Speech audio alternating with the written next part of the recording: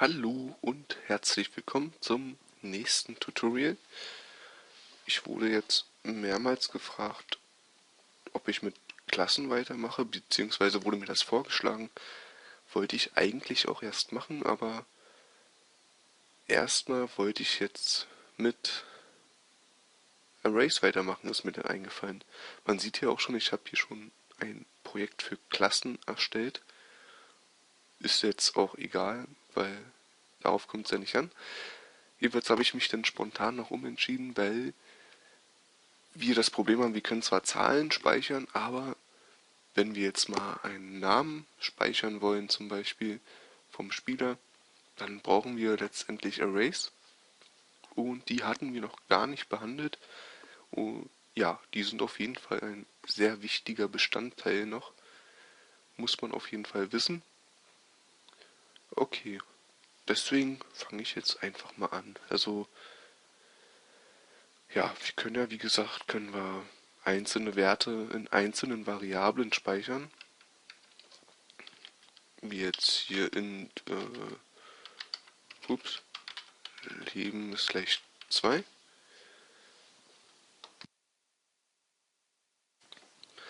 Aber wenn wir jetzt zum Beispiel einen ganzen Haufen von Variablen haben, eine Liste, in diesem Beispiel wird es jetzt eine Liste mit verschiedenen Bonuspunkten sein, dann müssten wir halt für jeden Wert eine Variable erstellen. Das ist ein bisschen unpraktisch und dafür gibt es natürlich auch was in C++, eigentlich in jeder Sprache.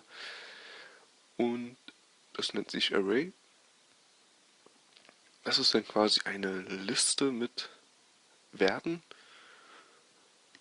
und Daten. Ja, und da fangen wir jetzt an. Wir müssen erstmal wieder einen Datentyp, in diesem Fall wieder mal Integer und ein Array namens Bonuspunkte. Und jetzt kommt die Besonderheit. Wir machen eckige Klammern und müssen dann festlegen, wie viel Datensätze quasi darin gespeichert werden. Wir machen jetzt hier 5. Wir können jetzt also 5 Werte hierin speichern. Und ja, wenn wir diese jetzt befüllen wollen, können wir, oder auch auslesen, können wir so darauf zugreifen. Wir haben jetzt hier Bonuspunkte, machen wir die eckigen Klammern und schreiben dann quasi die Zahl. Jetzt haben wir hier Bonuspunkte 0 und darin speichern wir jetzt nur 100. Bonuspunkte 1. 200. 2. 400. Jetzt habe ich einen Doppelpunkt geschrieben.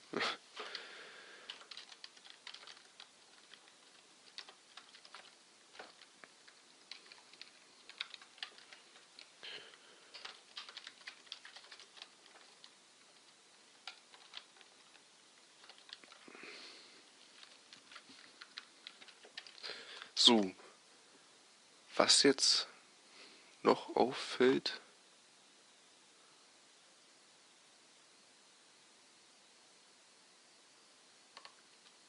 ist, dass wir hier einen kleinen Tippfehler mal wieder hatten.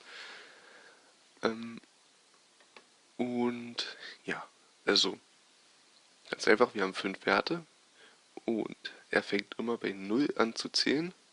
Also geht es hier von 0 bis 4 und wir haben dadurch halt jetzt 5 Variablen, wenn man so will, in einem Array gespeichert. Wir können die dann auch so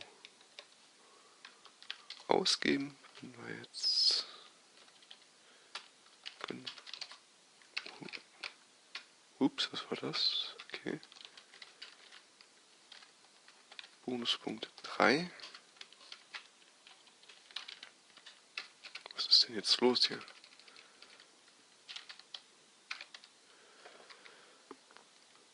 So, dann Dann gucken wir mal, was passiert.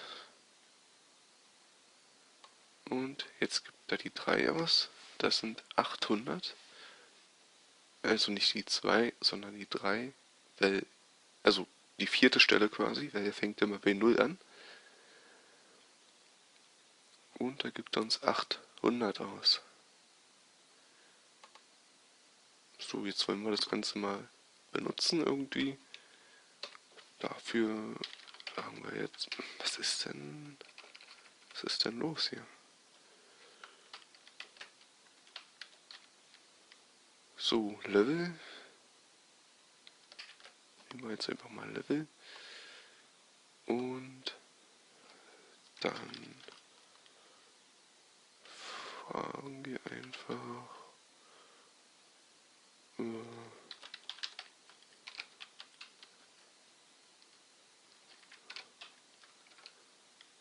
Level.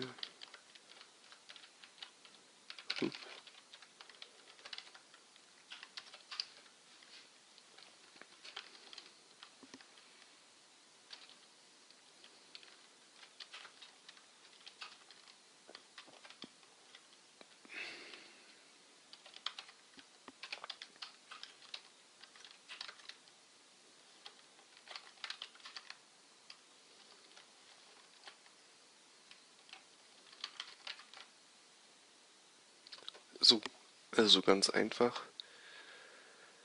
Geben wir jetzt hier Bonuspunkte von dem entsprechenden Level aus. Ergibt jetzt nicht unbedingt Sinn, aber nun gut. Und wenn man jetzt Level 1 eingibt, will man natürlich auch den ersten Wert. Und dafür muss man einfach immer nur -1 rechnen. Und dann erhalten wir immer den entsprechenden Wert. Wir geben jetzt hier Level 4 aus und erhalten 800 Punkte, weil das ja der 4. Wert ist. So, was man halt vermeiden sollte, ist jetzt einfach einen Wert höher abzufragen. Da weiß man immer nie so recht, was passiert. Geben wir jetzt einfach mal 8 ein. Existiert nicht. Und man sieht, man erhält dann irgendeinen Wert, der gerade irgendwie an dieser Position gespeichert war. Also auf jeden Fall nichts Vernünftiges. Und ja, deswegen sollte man immer überprüfen, dass der Wert, der ausgegeben wird, auf jeden Fall nie größer oder kleiner ist als der Index, der vorhanden ist. So. Okay, dann machen wir jetzt noch was anderes. Das ist ja jetzt hier auch ein bisschen Schreibarbeit. Die können wir uns ersparen, indem wir das jetzt einfach löschen. Also wir können natürlich auch Arrays gleichzeitig deklarieren und definieren. Und dafür nehmen wir einfach die Zahl raus. Ist gleich, machen dann geschweifte Klammern. Und können hier einfach unsere Werte eintragen.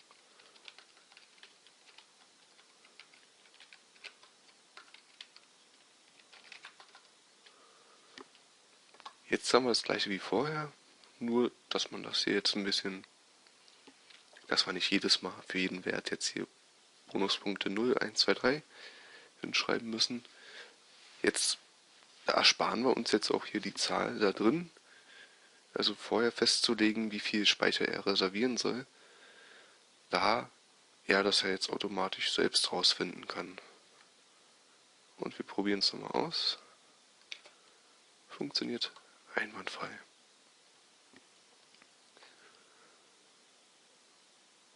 Okay, gut. Dann wollen wir uns jetzt einfach mal alle Felder mit einmal ausgeben lassen. Das können wir jetzt mal in einer For-Schleife machen.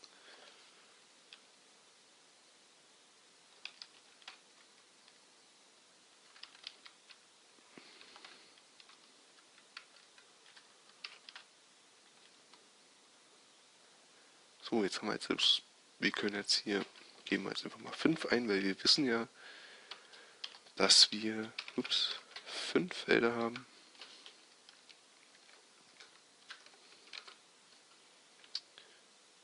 Und gehen wir jetzt hier einfach raus.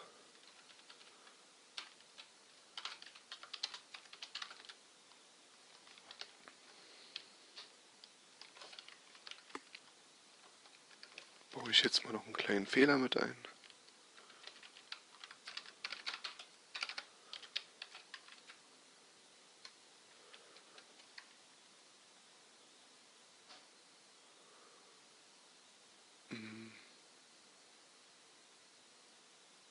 Achso, jetzt habe ich hier int i natürlich.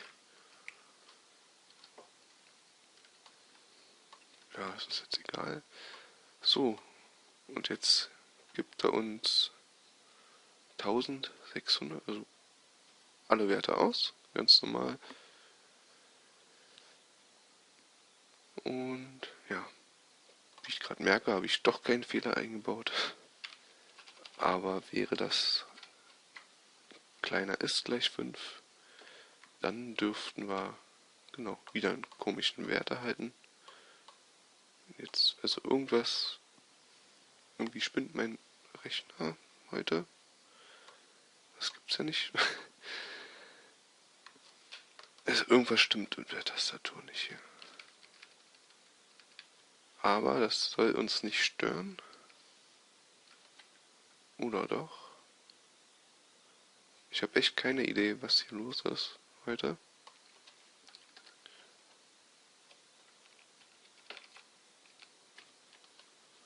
Sag mal. Also ich muss sagen, das hatte ich jetzt. Ich habe so eine neue Tastatur. Schon seit einer Weile. Aber das kam jetzt noch nie vor, dass der einfach. Na gut. Probieren wir es einfach mal weiter. Wir sind ja auch bald durch mit dem ersten Teil. Nee. Wisst ihr was? Ich mache jetzt hier mal kurz eine Aufnahmepause. So, da bin ich auch schon wieder. Ich habe jetzt einfach mal den USB-Port gewechselt. Hoffe jetzt einfach, dass es daran lag. Ansonsten muss ich meine alte Tastatur wieder vorkramen. Okay, gut. Aber machen wir weiter. Wo waren wir denn stehen geblieben? Genau. Jetzt wissen wir ja, dass wir 5 Felder haben. Und jetzt tragen wir hier die 5 ein. Aber wir wollen das alles jetzt noch ein bisschen dynamischer haben, so dass wir hier jederzeit einfach Werte hinzufügen können und die jederzeit anzeigen lassen können. Und dafür müssen wir jetzt rausfinden, wie viel Felder in Bonuspunkte gespeichert sind. Und dafür gibt es in C++ meines Wissens nach keine vorgefertigte Funktion. Also müssen wir uns das ganz einfach selbst ausrechnen. Aber keine Sorge, das ist jetzt wirklich nicht schwer. Dafür brauchen wir wieder ein int. Ja, schreibe ich es groß. Felder ist gleich Size of Bonuspunkte geteilt durch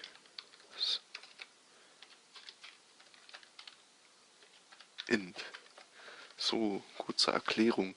Size of gibt uns immer die Größe, also die Datengröße von dem entsprechenden, von der Variable oder auch von dem Datentyp zurück. Weil Bonuspunkte ist jetzt ein Integer-Array, also enthält nur Integer und ein Integer ist immer gleich groß, weil der ja halt entsprechend Speicher reserviert. So. Und ja, jetzt guckt er halt, wie viel Speicher ist für Bonuspunkte reserviert. Und jetzt teilen wir das einfach durch die Größe von int. Und dadurch erhalten wir dann einfach, ganz einfach, die Anzahl der Felder in Bonuspunkte.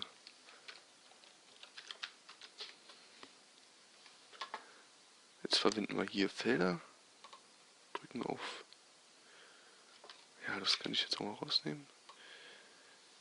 So, jetzt sehen wir wieder, ja, er geht jetzt von 0 bis 5. Machen wir das ist gleich wieder raus, dann ist er immer kleiner als Felder, also eins kleiner als Felder quasi. Und wir können jetzt hier auch, ganz einfach Werte hinzufügen.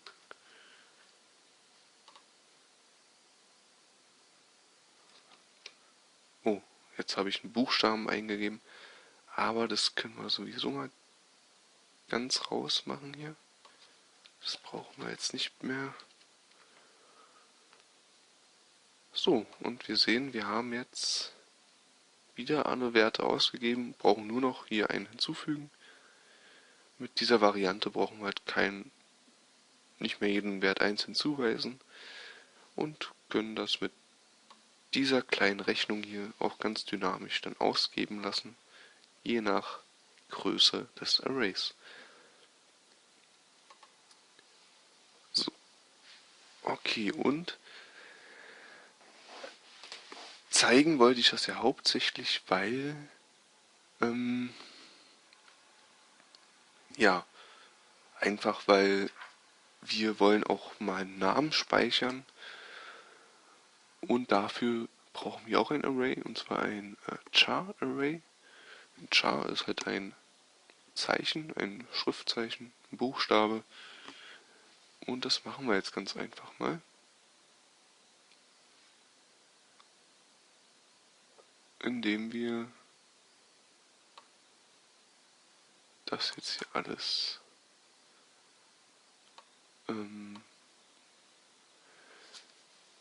ja, indem wir das jetzt einfach mal löschen.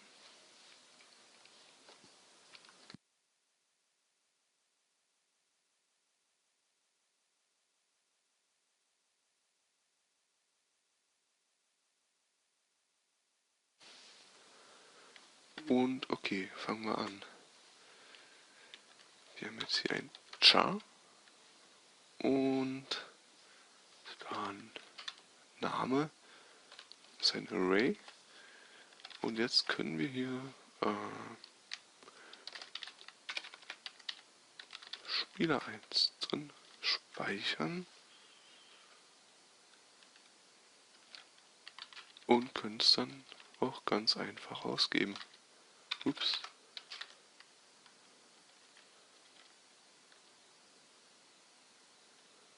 Gucken wir mal, was passiert.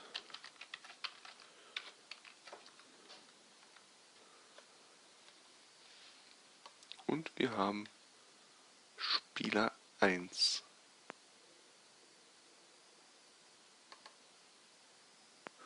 Ja, das war's schon. Jetzt können wir Namen speichern oder auch halt generell Texte. Konnten wir vorher noch nicht, weil in einer Char-Variable kann man halt immer nur ein Zeichen speichern und keinen ganzen Text. Das Problem, was wir jetzt hier haben, das ist hier zwar sehr bequem, weil der Compiler dann selbst entscheidet, wie viel Speicher er reservieren will für diesen Text, aber wenn wir jetzt den Spieler einen Namen eingeben lassen wollen, dann wissen wir ja noch nicht, wie lang der Text am Ende ist. Aber der Compiler will das ja im Vorfeld wissen, wie viel Speicher er reservieren soll. Und deswegen müssen wir hier schon mal sagen, dass er ja 50 Zeichen lang sein kann, der Name. Und ja, dafür benutzen wir jetzt aus zwei Gründen eine Unterfunktion von Console Input, also Syn. Und zwar get Syn, get Name und 49. Ja, also ich erkläre jetzt hier an der Stelle noch nicht, was dieser Punkt zu bedeuten hat. Ist auf jeden Fall lassen wir es mal dabei, dass das halt eine Unterfunktion ist, die zum einen dafür sorgt, dass das Array-Name ordentlich befüllt wird und dann auch halt gewisse Fehler vermeidet. Wenn wir jetzt ganz normal Syn verwenden würden und beim Namen Leerzeichen eingeben würden, würde das auch gewisse Probleme hervorrufen und auf die alte, also ohne Get, würden wir auch mehr Text eingeben können, als Speicher reserviert ist. Und das würde natürlich auch wieder zu heiklen Problemen führen.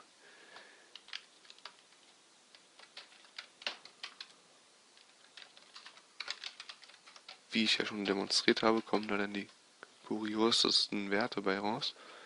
Und wir probieren es einfach mal aus. So, bitte gib den Namen ein.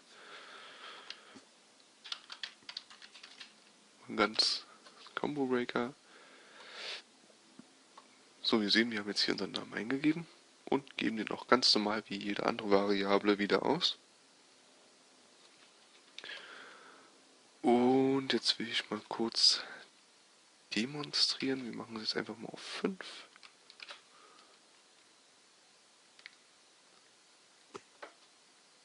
Und geben jetzt mal wieder Combo Breaker ein und sehen, der stürzt einfach ab. Was passiert, wenn wir jetzt einfach Syn nehmen?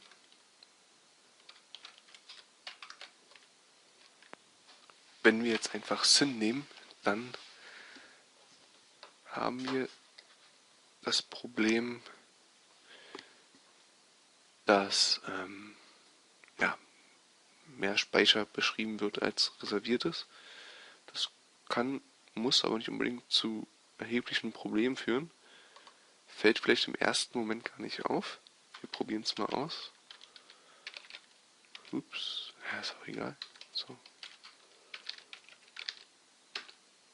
Jetzt sehen wir, okay, er gibt es ganz normal aus, scheint geklappt zu haben. Aber jetzt sehen wir, Stack around the Variable Name wurde, Fehler, ne? Also man sieht schon, der meldet hier einen Fehler. Und bei komplexeren Programmen wird sich das dann auch noch bemerkbar machen, bevor wir es beenden. Sollte man also tunlichst vermeiden. Und ja, wir benutzen also SynGet. Das ist eine. So, da brauchen wir zum einen den Parameter Name und dann die Größe. Dabei muss man beachten, dass das immer um eins kleiner ist als der tatsächliche, also die tatsächliche Größe. Einfach weil der am Ende das letzte Zeichen quasi für sich reserviert, um zu sehen, wann es zu Ende ist.